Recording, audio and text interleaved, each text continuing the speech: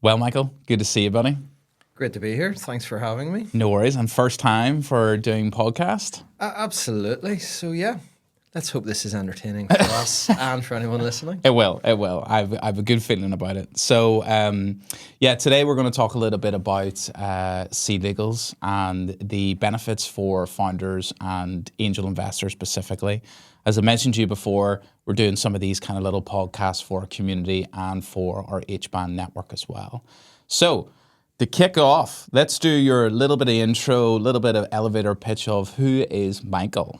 Brilliant. Who am I? Well, I have been involved in startups since about 2008. Lucky enough to be involved in a startup which did quite well, and then moved away from there about 2012. Continuing on, it was a property-based investment platform, so I was able to look after the property, but then explore lots of areas in fintech, crowdfunding platforms, and really working with early stage founders who at that stage wanted to set up crowdfunding platforms or invest on them. That then grew into Raise here in Belfast, working with Marty Neal and then Jenny Irvine and Matt Johnson. And what we really wanted to do was try and open up investing for startups for people in Northern Ireland. At that stage, there were no open pitching events. The place was pretty desert-like for startups. So That's fair. That's fair. So we ran startup pitching events. Our philosophy was do everything opposite to what was being done at that time. No more big boring rooms with people who aren't allowed to speak and people who aren't allowed to interact. We always did them in bars. We always did them with lots of really exciting early stage companies. Got people together, got a glass in their hand, got food, got music, and made it enjoyable. And from that, we launched Raise Accelerator, which went really well. But I then sort of realized a few years into the accelerator, I hadn't been in a startup for a long time.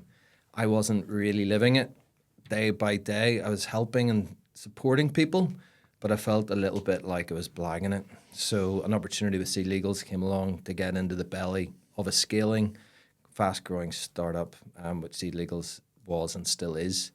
So I could both learn and help something grow, and that's what I've been doing for the last 4 years at the end of this week. Oh, wow. Oh, my goodness. I remember when you kind of started this whole thing. I know. It's amazing how quickly time flies, but Wow. It's been a fascinating experience and still enjoying it. Love it. Okay. I love that piece about being into the belly of it as well. I love that. Love that. So, why did you, a little bit deeper, so why did you join SeedLegals? Why did that transition come? You kind of mentioned there a bit more, but what do you mean by getting into the belly of it? I was approached. They were looking for someone to help scale and grow the business in Northern Ireland and expand into the Republic. And when I met Anthony Rose and spoke to him and the other founders, I realized that their commitment and their passion was for startups. They had worked with so many early stage founders, so many companies, that they saw the frustrations that startups had when they tried to raise investment, do investment rounds and other processes. They were getting sucked into very corporate law firms, which were slow, expensive, and didn't really understand the dynamics of a startup, didn't understand how a startup works, the pressures on a founder, the speed that things have to be done. Also, they understood that investors get even more frustrated by slow, pedantic law firms who drag deals out for ages. Yeah. What they want to do is take that money, put it to good use, and really take advantage of an opportunity. And that's what SeedLegals talked to me about, and I thought that's exactly what we've been trying to do at Raise. They also were very, very strongly passionate about educating founders. The more educated a founder is, the better decisions they make. They're better clients for us. The more they know, the less questions they ask. So that's brilliant. So we wanted our founders to be really well educated, and that's what we were doing at Raise. So it was just that perfect sort of transition across. Nice. Love it. And you mentioned there that you've been learning a lot through this process as well. What have you learned through the process of being in SeedLegals? Wow, that's a Give me a couple of things. Yeah, a couple of things in I there. won't go into all the gory details, but I think what One I've, good, one bad. what I've learned is a SaaS platform needs to make sure that you have the right support behind that with people. I think pure reliance on tech and SaaS is brilliant, but what people really need is to make sure they get the right service. So SeedLegals is brilliant at having a team in the background who actually support everything that's being done. And if the tech's not working, there's always someone there to step in and fill that void. So I think that's been fascinating to learn. Also, it's really exciting. This week we're launching our new investment platform. And is this a syndicate thing? Syndicates are launching this week as well. Not to the same extent. We'll talk about that as we go through. Yes. But watching our product team come together, watching the product manager bringing it forward, bringing in the marketing guys and making sure they're all up to speed, making sure the CX team know how they're going to support everything, deciding what we can do, what we can't do, how we present it, how we work out what it's going to cost. It's just, it's been brilliant to be involved in that, to watch that happen, and really excited now with what the team have pulled together. And when you look at SeedLegals, we're not a massive company, but we have that going there. The French team are doing similar things. We've just launched in America, watching those teams work together. So it gives you real insight into the dynamics of what it takes really to bring product to market, fully support it, and be successful. I think the reputation of SeedLegals is definitely ramped here, with you being here on the ground. So it has. It definitely has. It definitely has. I remember a time when it was it wasn't known, it was quite early, and now it's definitely everybody knows what it is, which is great. And I think Anthony, as a founder, is a real thought leader in the actual space as well. Very well respected by VCs across, very active on LinkedIn, very opinionated as well, which is really, really good to see. Yeah, no, I think it's crucial. If you're going to, and this is something that I think a lot of founders need to realize, is that you have to get out there and run around a lot. Yeah. It's really tough because you have so many different hats on. Yeah. But if you have, and I'm going to say run around a lot, don't just run around in startup events. Like, that's all brilliant because you'll meet like-minded people who tell you you're brilliant. Run around in the market you're trying to service. Exactly, yeah. Become known in that place. Yeah. Because it's easy just to run around other startup founders who high-five and tell you you're brilliant. Yeah. Get out there into the market where people will tell you you're not quite right yet. And that's when you'll find your success. I massively agree. Okay, so we've kind of talked at a high level a little bit about you transitioning the SeedLegals. Let's talk from a founder perspective first of all, and then we'll flip into the angel side of things. So why do founders normally come to SeedLegals? Like, why do they approach you, and what are they normally looking for? Yeah, so UK angels, we would love them to come to us when they incorporate. Get all those really good co-founder agreements in place, put out that really first cap table with them and their co-founder, get a really good co-founder agreement in place, and then be really ready, get a lovely data room as they grow and be really ready, get their SEIS organized, and then when an angel comes on wanting to invest, they're ready to go. That's what we love them to do. Normally what happens is they realize they need to raise money, they need to get their SEIS and EIS organized, and they come to us for that, and then they get all those other foundational stuff done slightly later. Yeah. But in the UK, really it's that SEIS, EIS piece. If you're out talking to angels and you don't have your advanced assurance, you're just going to slow stuff down. You're just going to have to go backwards to go forwards. So, but that's when most people come to us, get that EIS organized. So I think and I'd love your thoughts on this. So I see a lot of founders maybe going out too early of doing this process, right, is one thing. Yeah. And then, they've no leads at all, right? They've no conversations. They just believe that they have to go get it, that that's the start of the process. Now, okay, if they strategize and do it right, it can be. Yeah. But people just get it and go, oh, look at us, we have whatever, and there's no conversations going, right? Yeah. So do you think there is a right time to do it? What's the optimal time for a founder to do it? I think the optimal time, because when you go to get your advanced assurance, you have to have evaluation and you have to have a clear view of what your business is going to do. So wait until you know what you're going to be talking to investors about, what your pitch deck is going to look like, and what you're going to do. If you're an experienced founder and you've been around the block a few times, you can probably do that a little bit earlier. If it's your absolute first time and you've no idea, you know what your product is. You know what the problem is you're trying to solve. So you've got that bit cracked. You've got a couple of guys who are building something. Yeah. But but you're not still quite sure where that's going to go. Maybe that's not quite the right time. But yeah, chicken egg. We would encourage people to get it as soon as they're ready, because, as I say, you don't want to slow stuff down by going backwards. Yeah, and I've seen a few times whenever they go through the process, you obviously have to put down some of the names and whatnot, and they put down how much they're raising, and actually they realize that they can't raise that amount, and it changes the whole dynamics of everything, can slow things down even more so. So timing and getting and understanding the potential people that are interested, I think, is key, versus just doing it and then shouting it over socials or something saying, I've got SEIS and EIS. I'm totally against that. Oh, yeah. Totally against It's that. an administrative step. Yeah. It doesn't, I think people... Doesn't do anything. People think if they get that, then they're going to get the investors. No, it's an administrative step. Yes. And also, HMRC did introduce a few years ago that you do have to have a letter from a potential investor. So that's a really important sort of first one of the key first steps, to have that in place. Maybe just on that piece. So, like, because a few people have asked me this question as well. So if you're in discussions with, say, VCs or whatnot, and they necessarily don't want to write you a letter because they, they're just playing about or whatever, they're having conversations, how does a founder get around that? Find someone else. Let's go. I think that is it's an indicative letter. So I think if they can find another angel who understands why they're asking for the letter and have been around the block. I know some of our syndicates here in Ireland, in Northern Ireland, I know some of the founders of it.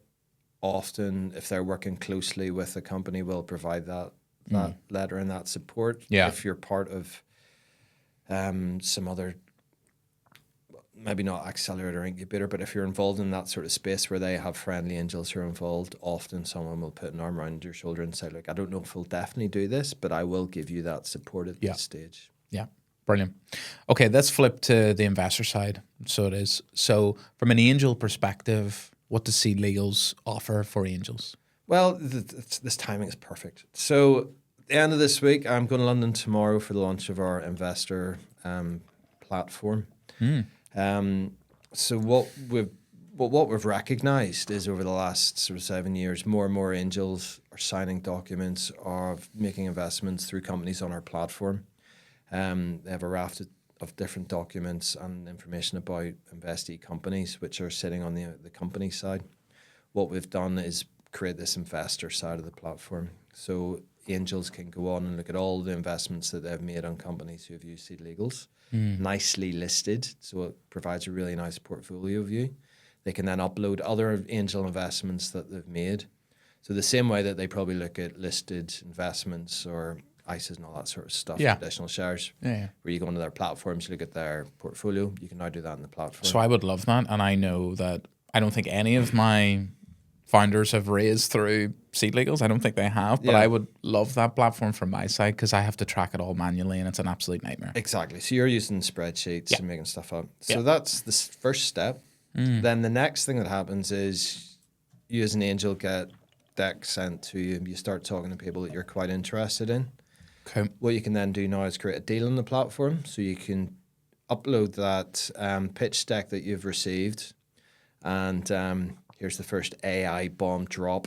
Our AI tools will then extract all the key details of that pitch deck and list it for you so you can look at it. Okay. And understand whether or not it works for you. If you like that deal, you can send them out a term sheet from the platform. You can send them out a advanced subscription agreement, a seed fast contract if you want to invest straight away. If you want to bring in your investment gang, because I do know angels hunt in packs a lot of the time. Yeah. So they can then share it out with their gang, who then can all agree, yeah, we like this one, we're going to go in together. We'll all agree the same term sheet. You can send that off. And then it's up to the founder whether they want to then go on and use our platform to arrange all their legals to get the deal done, or use their lawyers, but you can do whatever suits them best. And then coming soon, so we're FC authorized to do syndicates. We're just tweaking the tech. Okay. But once it goes live, they'll then be able to create a FCA regulated syndicate with that gang as well, underneath a single nominee share and all that good FCA authorized stuff. So it's really taking that first portfolio view and then expanding that out to make sure that investors can get everything they want. They can also chat with the founder companies through the platform, so all that chat's held in one place. Yep. Run board documentation as well. So that's sort of the idea around it. Everything, basically. Everything's in there. Everything they could ever want. Yeah. And I'm mentioning boards and keeping all that documentation in place. Anthony Rose was across for Digital DNA a few years ago. So here's an anecdote for you. So our good friend Ian Brown and a couple of boys had been out for a really good lunch that afternoon. And then bumped into me and Anthony and a load of people who were going to, I think it was Digital DNA the next day. So Ian took this opportunity to share with Anthony his views of the current board product that was on SeedLegals at the time. So this was 4 years ago when I'd first started. How did that go? Ian had a really good lunch, so he's quite passionate about some changes that could be made to the board product. Unreal. So they have been taken, they were listened to, and now you can obviously upload all your board minutes and all your different docs on the platform as well. So a thank you to Mr. Brown for that little bit of advice. I love that. I want to dig deeper into the syndicate side just a little bit, if that's okay. So talk to me more about how it actually works in the background. What are you guys using? Like, what does it look like for an angel going through doing this, like step by step, if they want to do it? Because the reason why I ask is, and you said a lot of angel investors want to do it with others. Yeah. Right? They don't want to be that single one point of contact. They want to do it as a group. Yeah. So how does that actually physically work in practice? How is it going to work in practice? So I'm going to summarize some steps here. Yeah. And if I've left a step out, apologies. But I think the key difference between just a group all investing. So if a casual group invests, they all do it individually, probably working off a term sheet that they've agreed themselves, but not formally. And then it gets shared out, and then everyone just invests independently, and they're all listed on the cap table. Where the formalized syndicate works is that we have to, first of all, create that syndicate. So we have to go through some regulated processes, making sure that we have KYC and AML of all the angels who are investing. Yep. Because they're going to be represented under one nominee shareholding, which we then create on their behalf. So it'll then be listed on the cap table as that single thing. They will sign a syndicate agreement. So it's a bit like if you're joining, I'm not sure what HBAN's membership's rules are at the minute, but it's like joining any sort of syndicate. You have to sign up to the rules of the syndicate, which state you're going to make a certain investment, that you're going to receive updates at certain times through the year, that you're going to have certain tag and carry rules and all that sort of good stuff. So that will all be done as a contract.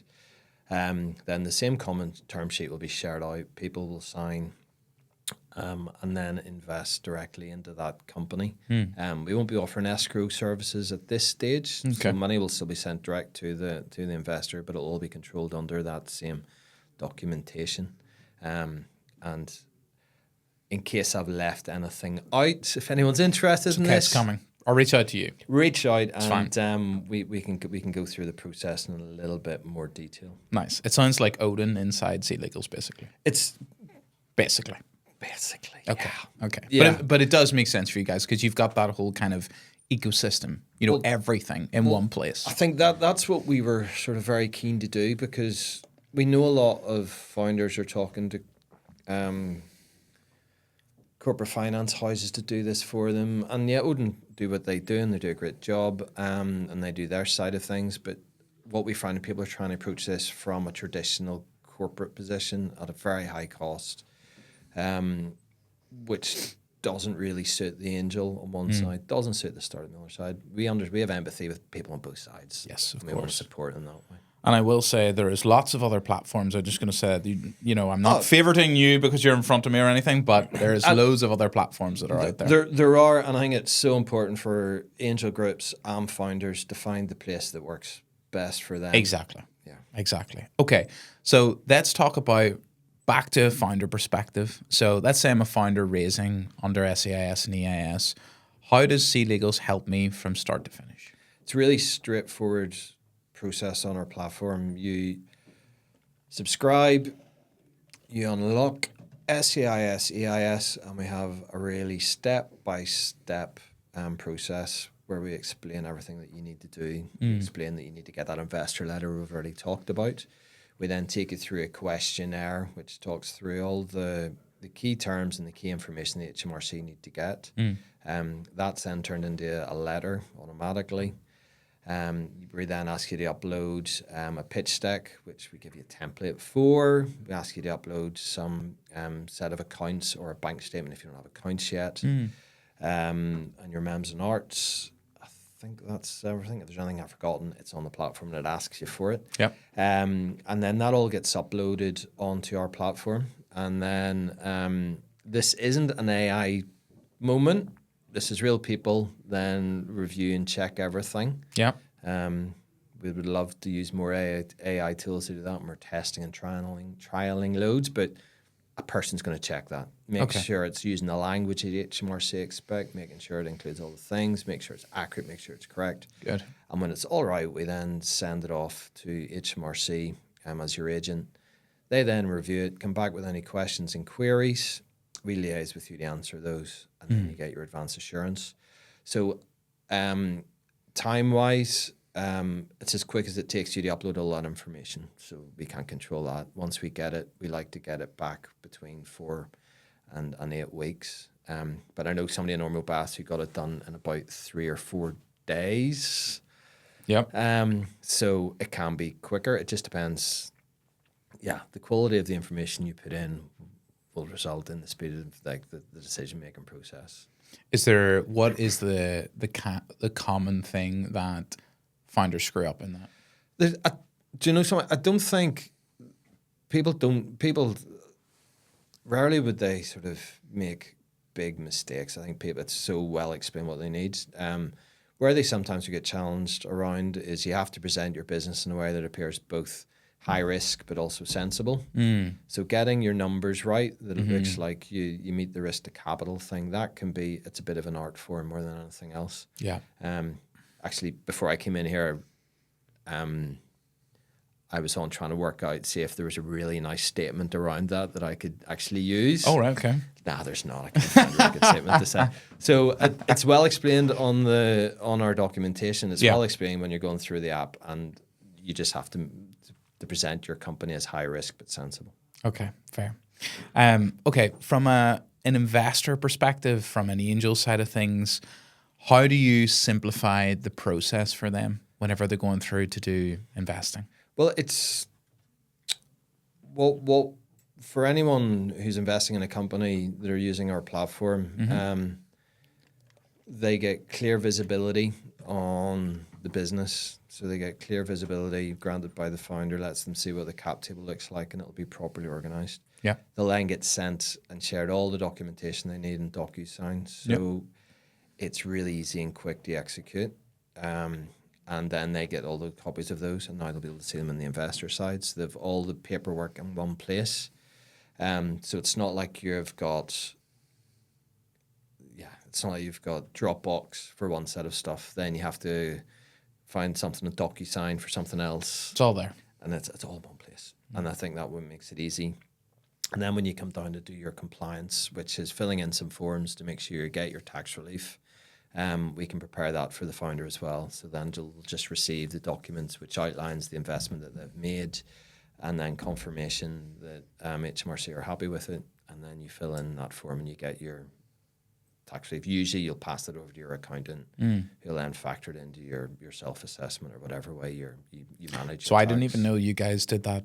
The back end of it, the compliance piece. Yeah. So we can do compliance as well. Okay, that's good, because there's been a few companies I've dealt with where the investors have chased the founder to get that documents so they can give to their accountant. Yeah. So that's if someone's getting chased. Because of timings and whatnot, tax year ends, all this kind of stuff. Exactly. So the founders through the platform can then do all that Oh, that's compliance good. and get that. And it just keeps it all just tidy. Nice. And I've seen a couple of angel investors get sent, and this is maybe a good opportunity to talk about the kind of, I don't know the actual term for the product, but it's like the deal room thing where they get sent like a video and it's all in one little place, and it's, you know, it's just a nice, it almost looks like everything in like a Notion. Yep. Like in one place. Well, that's to you guys. Exactly. SeedLegals pitch. Oh, that's what it's called. Okay. SeedLegals pitch. Probably should have mentioned that before now, but anyway. I'm helping. Yeah, thank you, Gary. Thank you. SeedLegals pitch. So that's really your data room, your Dropbox, your everything in one place. Upload videos, upload all the information, and then you can share it all out there. So that's sort of starting off the process. And I think it also, the investor who gets sent that just has to sort of sign up to identify exactly who they are and what they are. So then the founder can then also really easily track who they've shared it with, who's interested, and then that gets their details then to speed up the process. Yeah. So it basically for both sides of the table, it's just a one-stop for everything. Yeah. That's the best way to put it. Okay, good. So let's flip to, and we've talked about this before, and there's been a lot of founders because our network spans down south as well. Yeah. We have a lot of ROI startups thinking about setting up in the UK to, you know, take both tax breaks, right? Yeah. From an SEIS, EIS perspective. There is obviously a lot of gray areas in that where, and I'd love to hear your thoughts on it, that individuals, one, don't know how to do that process. Yeah. They don't know what that actually means of setting up in the UK. But also if I've seen perspectives where they've maybe just put someone and they're actually not going into the UK. They're just doing it to get tax breaks, right? Yeah. So that can become very scary as well. Yeah. So what is the correct way for a founder to do this that's down south? Yeah. So companies in the south and anywhere in the world who are planning to grow their business in the UK and have a presence in the UK can avail, investors into that company can avail of the tax relief. The HMRC language, and they're getting understandably looking more closely at this. So the company has to have a significant presence in the UK and be actively growing their business there, not carrying out administrative tasks. It can't be just a random person that they know in the UK. It has to be doing something. So if you're in that position where maybe your development, maybe your company's incorporated in Dublin, but your partner or your dev team or your biggest customers are all going to be in the UK, then you create what's called a UK establishment. So you don't create a subsidiary, you don't create another company, because when the EIS investment goes in, it has to go into the topco. So what you can do is create a UK establishment, simple forms that are filled in and then shared with HMRC. And well, you share them first with Companies House. They then register on Companies House, and then they contact HMRC, and then they send you out your unique tax reference. So it's administratively, it's quite straightforward to do it. To get the UTR number, it takes a while. Yeah, you really get sucked into the slow trudge of government bureaucracy. But once you get that UTR number, that's your first step.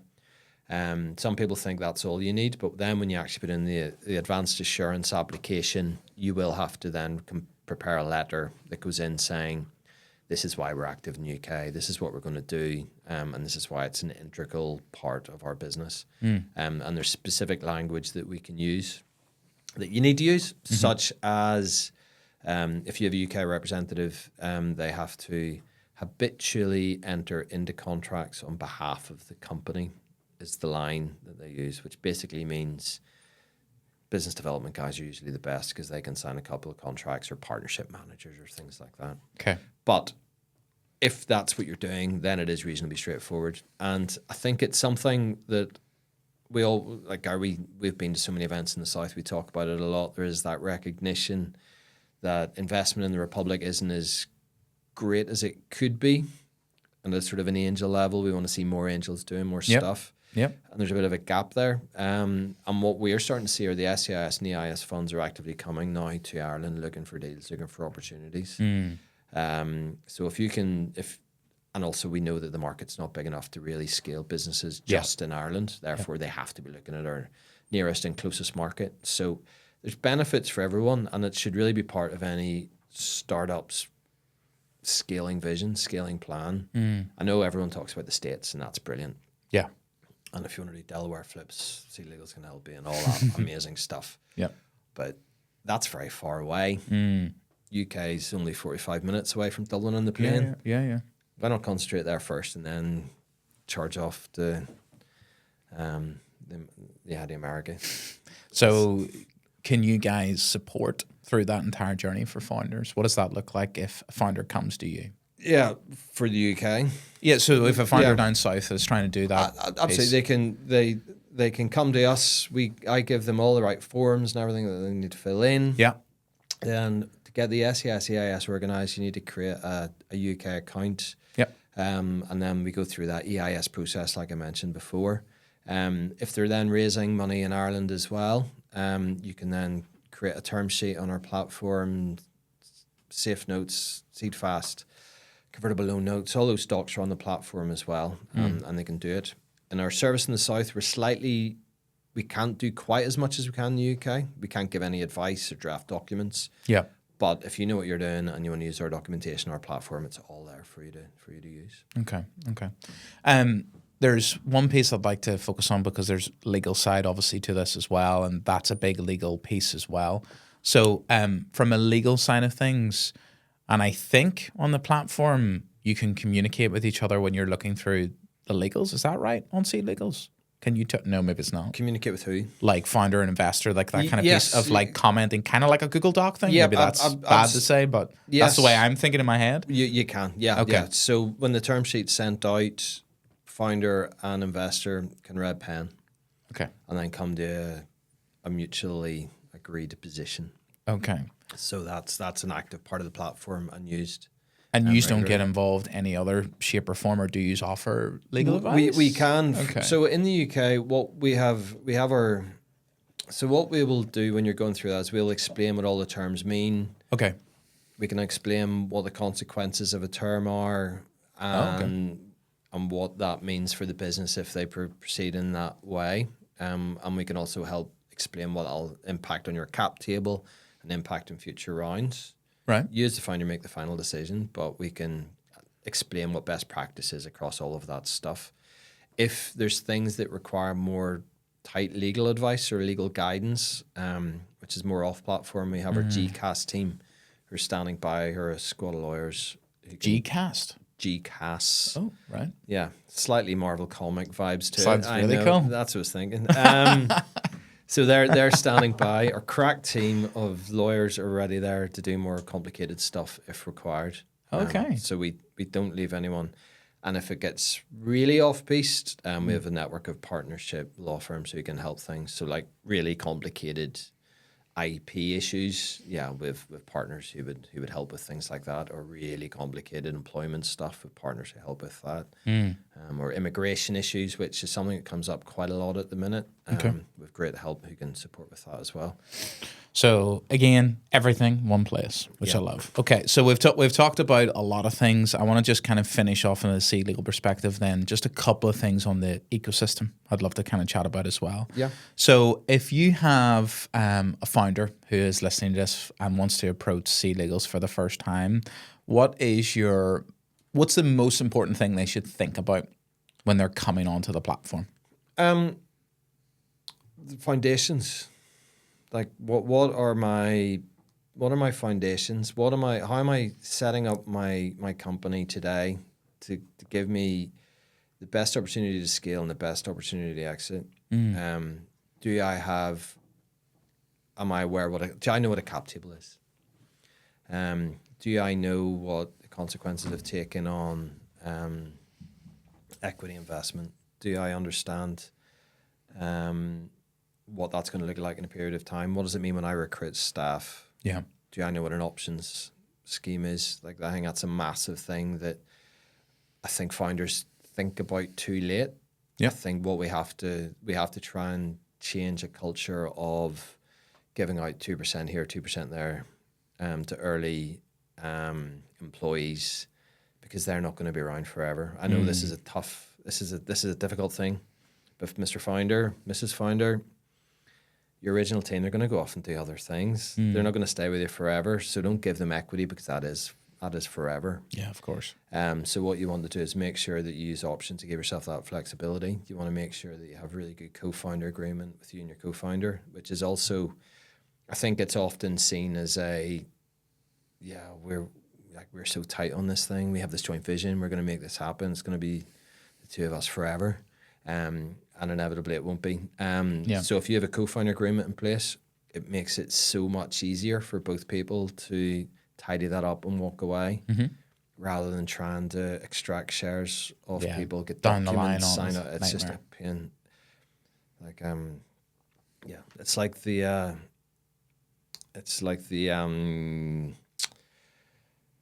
room agreement in The Big Bang Theory. Like, I always reference back to that. Yeah. We all think that Sheldon is being a little bit awkward having his roommate agreement in place. Yeah. But we have all watched episodes of that program where it has solved and resolved so many complicated and difficult issues. Yeah, of course.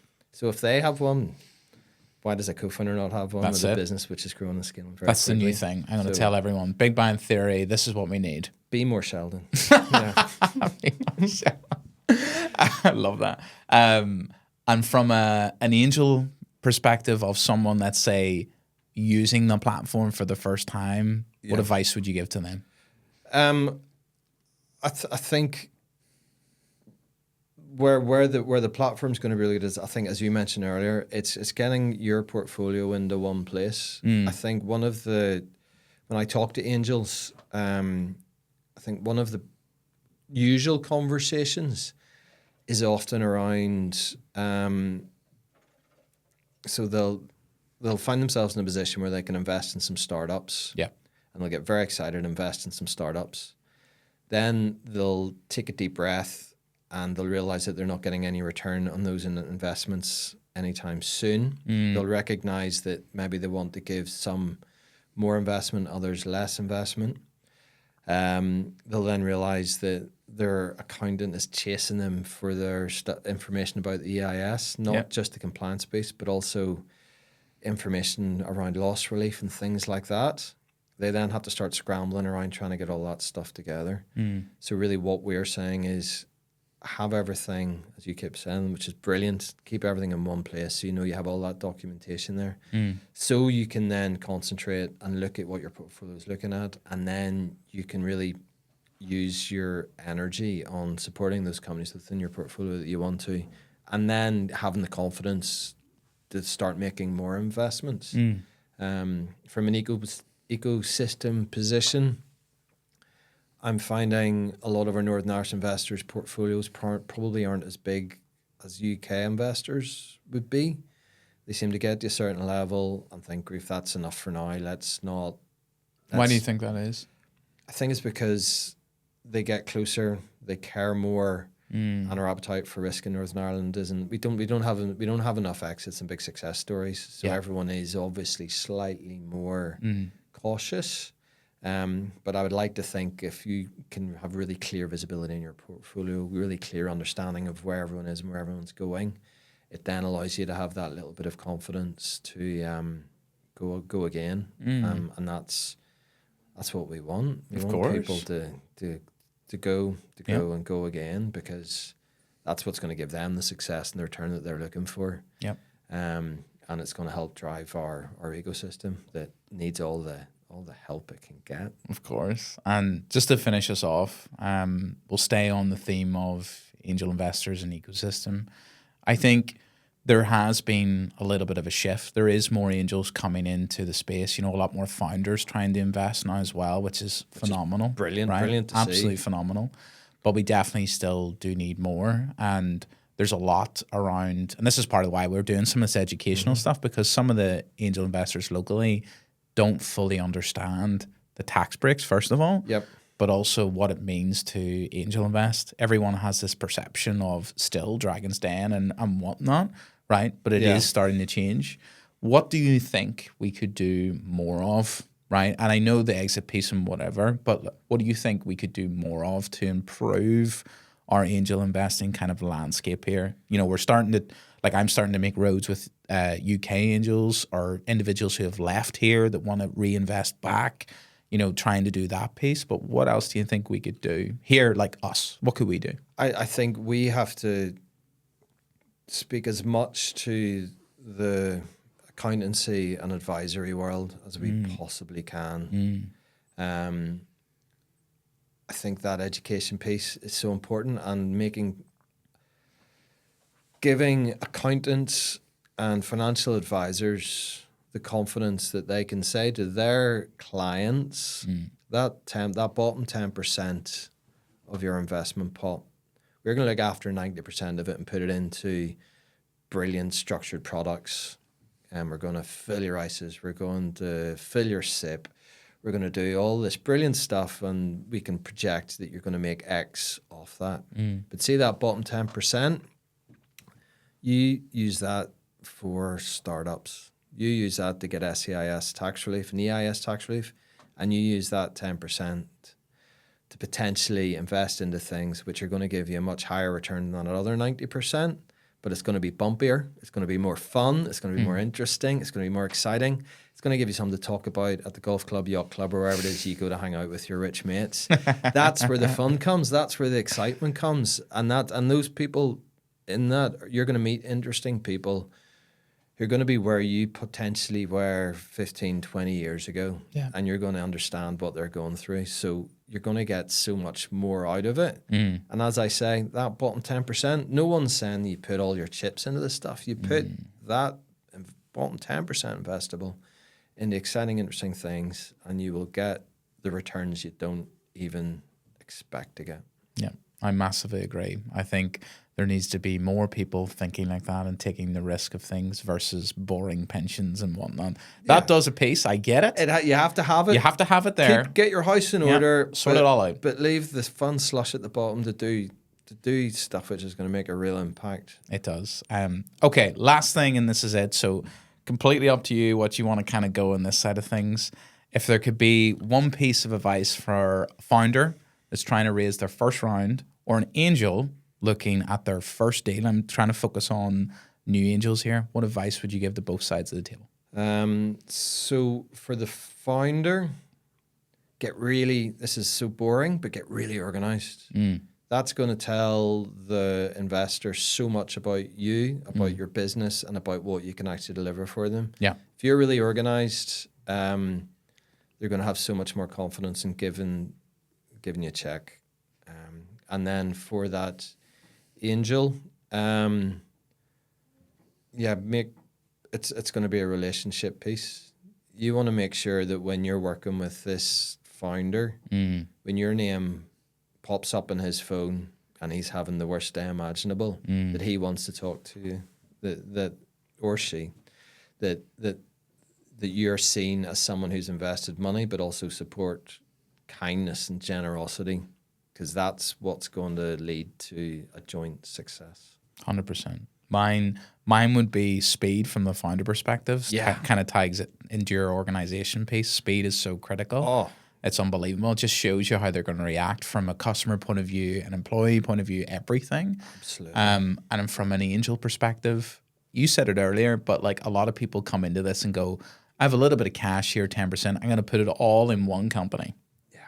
That's the worst thing ever. Yeah. Spread risk. Yep. Spread risk is my kind of thoughts. So and hold a way back for follow on. Exactly, because it's not going to, we spoke about this in another podcast, like one ticket is probably going to be 2-3 into that same company because of multiple rounds of capital, right? So you need to reserve that, so you do as well. So, okay, Michael, that was awesome. I really appreciate it. Hopefully you enjoyed that. I did. Thank you very much. No worries. I really did. And look, it's an exciting space. It's an exciting time, always changing. And it's great to be involved. And thanks for having me along here. And always lovely to be in Ormo Labs and chatting to you guys. So, yeah. Brilliant. Thank you so much, Michael. I really appreciate it. Cheers. Thank you.